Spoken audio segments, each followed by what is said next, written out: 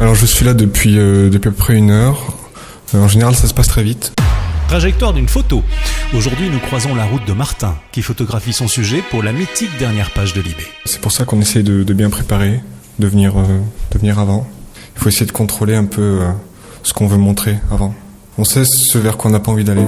L'esthétique d'une image. Comment choisit-on un environnement, un décor?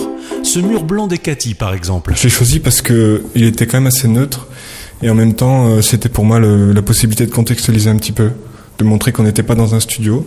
Voilà, simplement des éléments de contexte qui sont pas signifiants. On montre qu'on n'est pas dans un studio et en même temps, on cherche pas à raconter une histoire avec le fond. Pas d'histoire donc, mais une relation qui s'instaure entre le photographié et celui qui déclenche.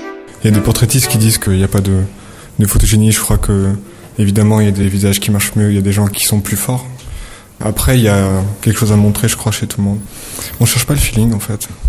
On cherche pas à ce que ça se passe bien.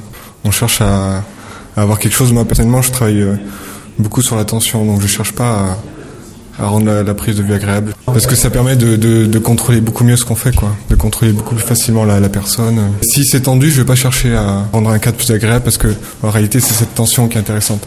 C'est cette rencontre qui est par définition violente parce qu'il n'y a pas eu tous les codes de la rencontre ont été zappés. Tous les signes qui montrent d'habitude qu'on va pas vers l'agression ont été annulés et on se retrouve face à face, on se regarde, on se touche, on est très près. Et donc, il y a une tension qui se crée, et moi, c'est là-dessus que j'aime bien travailler. Et qui sont ceux qui se laissent le moins facilement capturer? Les comédiens, c'est un peu le piège.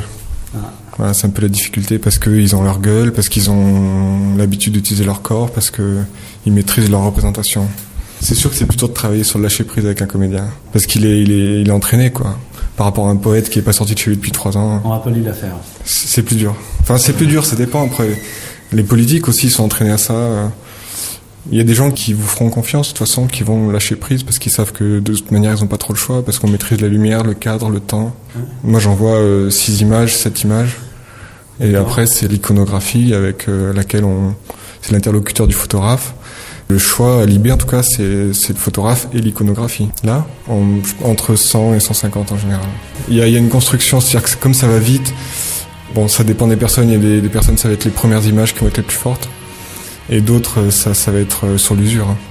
C'est une des manières de faire oublier à l'autre l'idée de sa représentation.